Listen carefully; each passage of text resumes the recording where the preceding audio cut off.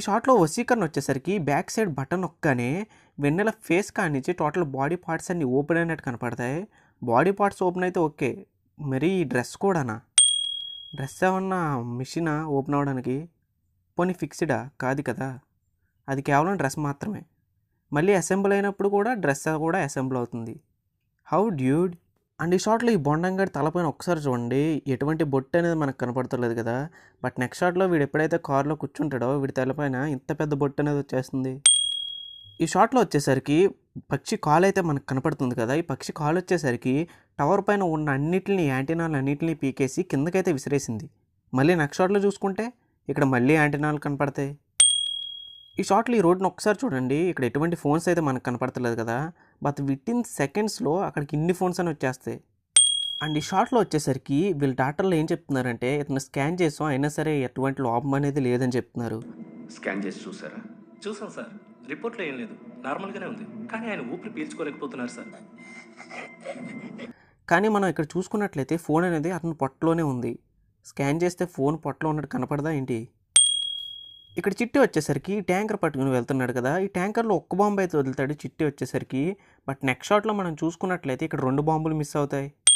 And ఈ షాట్‌ని ఒక్కసారి చూడండి. చిట్టి వచ్చేసరికి ఏవి చిన్న విషయానికైనా వెంటనే రియాక్ట్ అవుతాడు. ఎందుకంటే రోబో కాబట్టి చిట్టిని అలా డిజైన్ చేశారు.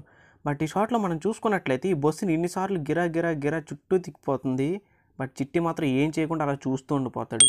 పోనీ పట్టుకోకపోతే పట్టుకోలేడు. పక్షి వచ్చి తనను కొడుతున్నప్పుడన్నా వెనక్కన్నా జరగాలి లేదా ఆ పక్షినన్నా అడ్డుకోవాలి కదా! అదేమి చేయడు. పొడుచుకున్నట్టు గుండెలు ఎరగదీసుకొని నిలబడతాడు. అది వచ్చి గీరేసిపోతుంది. అండ్ ఈ షాట్‌లో వచ్చేసరికి వెన్నెల బస్సుకి లింకేసి చెట్టుకి లింకేసి చిట్టి దగ్గరికి అయితే వెళ్ళింది కదా! బట్ ఆ పక్షి వచ్చేసరికి ఆ పక్షి ఫోర్స్‌ని వెనక్కి లాగుతుంది. అంటే బస్సు వెనక్కి వెళ్ళాలి. బట్ ఈ షాట్‌లో మనం చూసుకున్నట్లయితే బస్సు వెనక్కి ముందుకు కూడా మూవ్ అవుతుంది.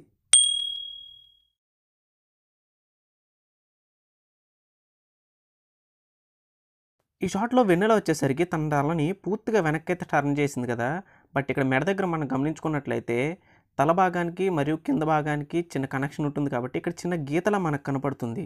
బట్ నెక్స్ట్ షాట్‌లో చూసుకుంటే ఆ కనెక్షన్ గీత అనేది మాయమైపోతుంది. అండ్ ఈ సీన్‌లో నాకు ఒక్క విషయం అయితే అర్థం కాలేదు. వీళ్ళ చేతుల్లోంచి ఫోన్స్ పైకి ఎగిరితే వీళ్ళెందుకు పైకి నించున్నారు? అండ్ ఇక్కడ వచ్చేసరికి రోబోస్ అన్నీ కలిపి ఒక రౌండ్ బాల్ లాగా ఏర్పడి పక్షినైతే కాలుస్తున్నాయి కదా! ఈ కాలుస్తున్నప్పుడు మనం చూసినట్లయితే రౌండ్ బాలు ఇటు సైడు అటు సైడ్ ఉన్న వాళ్ళు కూడా రోబోలన్నీ కూడా కాలుస్తాయి. పక్షి ఇటు పక్క ఉంటే అటు పక్క ఎందుకు కాల్చుకోవడం? పక్షిని మాత్రమే కాల్చొచ్చు కదా! Hello Sana darling. అక్కడ ఏదేదో జరుగుతోంది నాకెందుకని ఎవరూ చెప్పలేదు. ఒక ఈ షాట్‌లో మనం చూసినట్లయితే ఇక్కడ ఈ సెల్ ఫోన్‌లో సిమ్ అనేదే లేదు. అది కేవలం రోబోట్ మాత్రమే. అయినా సరే సనా కాల్ ఎలా వెళ్ళిందో నాకైతే అర్థం కావట్లా. ఈ వీడియోకి అయితే ఇంతే గైస్. మరిన్ని మంచి వీడియోస్ కోసం మన ఛానల్‌ని సబ్స్క్రైబ్ చేయండి.